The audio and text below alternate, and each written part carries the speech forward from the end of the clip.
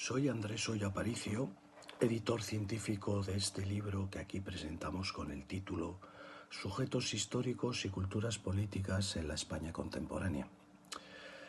Esta es una obra colectiva que nace de un impulso doble: la necesidad de pensar en común y la conciencia de que ningún fenómeno histórico puede comprenderse desde una sola voz.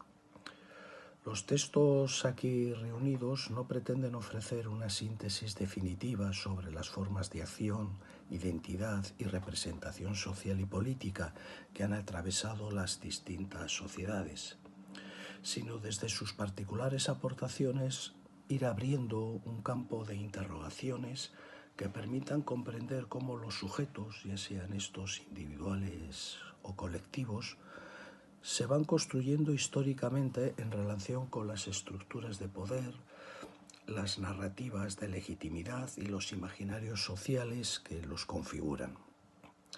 El estudio de los sujetos históricos y de las culturas políticas constituye un eje fundamental para comprender las dinámicas del cambio social y de la configuración del poder en diferentes contextos históricos. Ambos conceptos, aunque distintos, se encuentran profundamente entrelazados.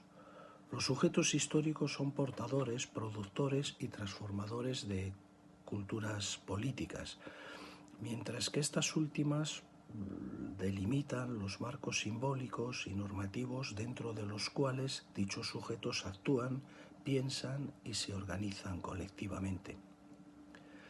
El diálogo entre sujetos históricos y culturas políticas constituye, por tanto, un terreno fértil para la investigación interdisciplinar y precisamente en este libro convergen en el análisis histórico perspectivas que están influenciadas por la sociología, la politología, la economía o la filología. Cada autor y autora examinan desde esta variada influencia las formas en que las prácticas políticas se enraizan en experiencias sociales concretas y cómo los actores históricos elaboran significaciones que van desafiando, reconfiguran o perpetúan los órdenes establecidos. Uno de los méritos de este libro está en mostrar que los sujetos históricos no son entidades preexistentes que actúan sobre un escenario dado, sino resultado de procesos de constitución colectiva. La subjetividad política se produce en la interacción, en la disputa por el sentido y en la construcción de marcos de interpretación compartidos. Las culturas políticas, en consecuencia, representan tanto el espacio de esa producción como el lugar donde se sedimentan las huellas de las disputas pasadas. Leerlas supone rastrear la memoria de los conflictos, las emociones y las prácticas que han configurado la vida pública en distintas coyunturas.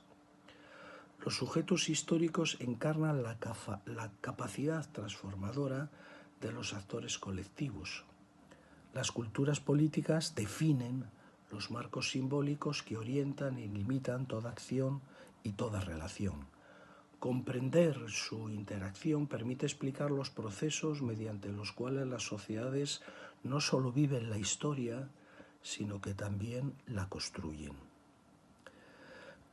Este libro colectivo combina rigor analítico y sensibilidad histórica. Todos los textos aquí reunidos demuestran que el estudio de las culturas políticas no pueden separarse de las experiencias concretas de los sujetos que las habitan. Al mismo tiempo, es interesante resaltar que revelan que la historia no es un depósito de acontecimientos pasados, sino un campo donde el pasado es constantemente reinterpretado a la luz de las preocupaciones del presente.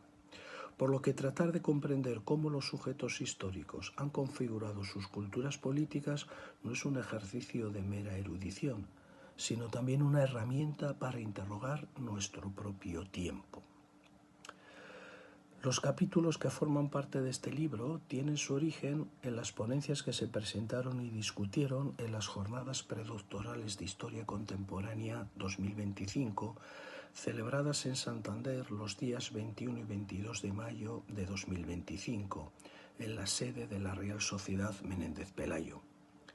Estas jornadas, que desde 1923 se vienen celebrando con una periodicidad anual, forman parte del programa de doctorado interuniversitario de Historia Contemporánea de la Universidad de Cantabria.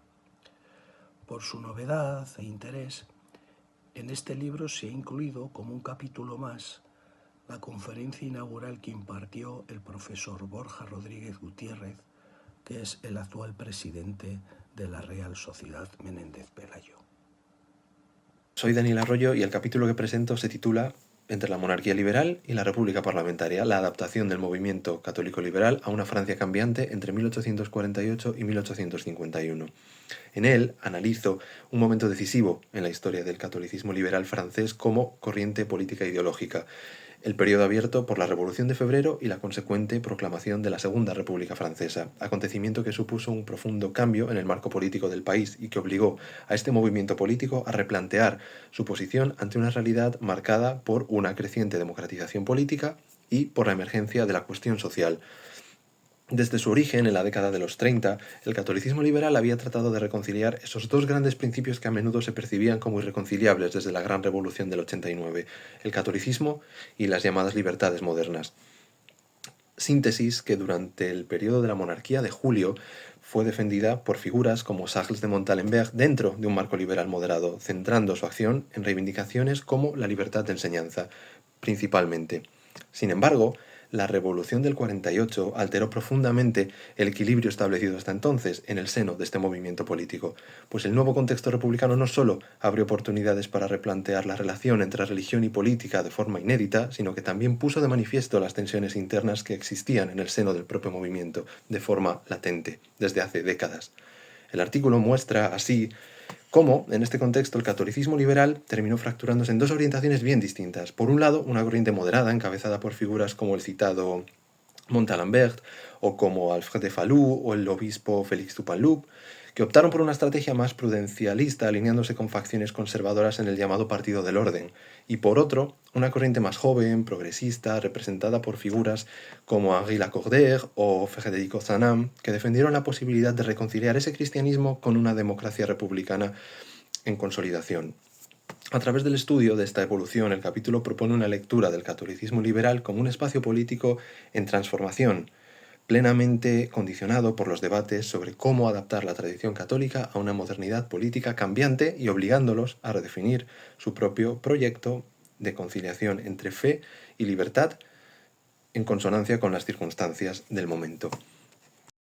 El ciclo del pacto, la cuestión del pacto entre 1868 y 1881, es un texto que se podría englobar dentro de la categoría más amplia de pensamiento político, en el que he tratado de profundizar en la que, de acuerdo con mis investigaciones, es la principal cuestión doctrinal que divide a los federalistas en este periodo. Su relevancia se debe a que entronca con alguna de esas ideas, de esas claves que son necesarias para construir una teoría de la federación y, por lo tanto, elaborar un programa para un partido republicano federal. Cuestiones como la idea de soberanía, la construcción del Estado de arriba abajo o de abajo arriba. El propio título, Ciclo del Pacto, hace referencia al protagonismo que adquiere este concepto de pacto en esos años dentro del republicanismo federal.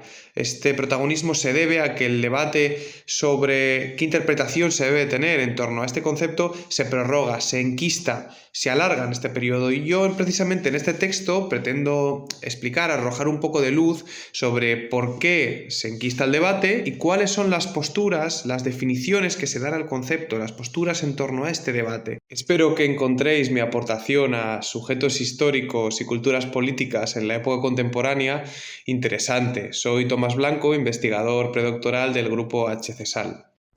Decadencia y desaparición de un modelo empresarial azucarero en Cuba, el caso de Torriente Hermanos de Cienfuegos, circa 1840-1890, representa al mismo tiempo un estudio de caso y el inicio a una investigación de mayor calado acerca de una familia de emigrantes montañeses, naturales de la provincia de Santander, la familia de la Torriente de Hermosa, y su posterior emigración a la isla de Cuba, a la ciudad de Cienfuegos, una plaza comercial boyante en las primeras décadas del siglo XIX de la mano de la expansión de la industria azucarera hacia el sur de la isla. Los Torriente, como otros tantos inmigrantes, se iniciaron en el comercio y posteriormente, tras constituir una compañía de ámbito familiar, saltaron a la industria azucarera. Poseyeron ingenios y tierras, caballerías. Los hermanos de la Torriente, José Ramón y Esteban, incorporaron posteriormente a sus hijos y a sus sobrinos en la compañía, de tal manera que el control empresarial permaneció en manos de la familia. Sin embargo, este modelo fue incapaz de sobrevivir tras la irrupción del capital norteamericano después de la década de 1860 en la industria azucarera. Los Torriente fueron languideciendo lentamente hasta desaparecer en la década de 1890. Su languidez económica no se correspondió, sin embargo, con la pérdida de estatus político y social. Sus hijos y sus sobrinos continuaron formando parte de la élite de la ciudad de Cienfuegos y de la isla de Cuba, perpetuándose hasta el advenimiento de la República Cubana.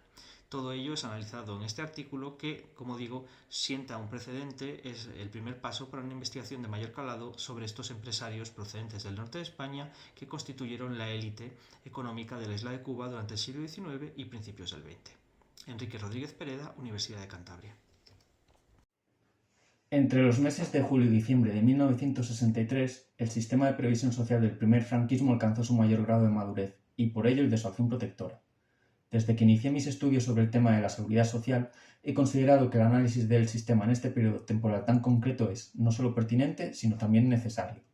Este sistema ha sido determinante en la actual política social del Estado español, pues su núcleo se encuentra, precisamente, en la Ley de Bases de Seguridad Social de 28 de diciembre de 1963, que pretendió su reforma y reorganización.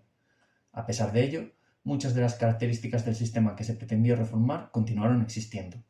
Estudiar el sistema en su totalidad, es decir, su gestión, financiación y acción protectora, hubiese sido imposible, por lo que me decanté por la última. En el estudio que aquí presento, he empleado las fuentes legislativas principales de las distintas instituciones de previsión social, las de los trabajadores de la industria y los servicios, las de los trabajadores del mar, las de los trabajadores del campo y las de los empleados del hogar, denominados en la legislación de la época servidores domésticos. También he estudiado las instituciones de los accidentes de trabajo y enfermedades profesionales, que se aplicaron transversalmente a todos los colectivos citados, salvo a los empleados del hogar. Por ello, el estudio realmente constituye una descripción de la acción protectora en la legislación aprobada. Soy muy consciente de lo limitado de los estudios de este tipo, que, en mi caso, por otra parte, no se pretende definitivo, sino todo lo contrario, la base para futuros trabajos que permitan el análisis de los elementos que yo he tenido que dejar fuera y que profundicen en la acción protectora real del sistema de previsión social franquista.